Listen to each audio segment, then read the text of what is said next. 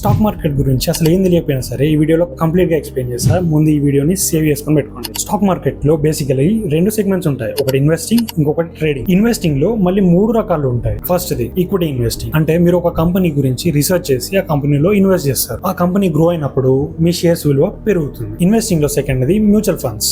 Share market గురించి మీకు idea లేకపోయినా సరే మీ డబ్బుని మ్యూచువల్ ఫండ్స్ కి ఇచ్చి మేనేజ్ చేయొచ్చు. ఫర్ ఎగ్జాంపుల్, వాళ్ళు ఇన్వెస్ట్ చేస్తారు, ప్రాఫిట్స్ మీకు వస్తాయి. వచ్చిన ప్రాఫిట్ లో కొంత పర్సంటేజ్ ఫీ లాగా తీసుకుంటారు. ఇన్వెస్టింగ్ లో last option ETF, exchange traded fund. ఇందులో మీ ఫండ్స్ నిఫ్టీ 50, సెన్సెక్స్ లాంటి ఇండెక్సెస్ లో ఇన్వెస్ట్ అవుతాయి. ఇండెక్స్ పెరిగే కొద్దీ మీ షేర్స్ వాల్యూ పెరుగుతుంది. ఉన్న ఆప్షన్స్ లో ETF కొంచెం రిస్క్ తక్కువ. ఇప్పుడు ట్రేడింగ్ గురించి మాట్లాడుకుందాం. ట్రేడింగ్ లో మళ్ళీ 3 సెగ్మెంట్లు ఉంటాయి: intraday trading, options trading and futures trading. Intraday trading లో మీకు మార్జిన్ 5x లెవరేజ్ లో వస్తుంది. అంటే మీ దగ్గర 10,000 ఉంటే 50,000 ఇంట్రాడే ట్రేడ్ చేయొచ్చు. ప్రాఫిట్స్ అయినా లాస్ అయినా ఆ 50,000 పైనే ఆధారపడి ఉంటుంది. స్టాక్ మార్కెట్ కి సంబంధించిన బేసిక్స్ గురించి PDF చేసి పెట్టాను. స్టాక్ అని కమెంట్ చేయండి, నేనే మీకు పర్సనల్ గా DM చేస్తాను.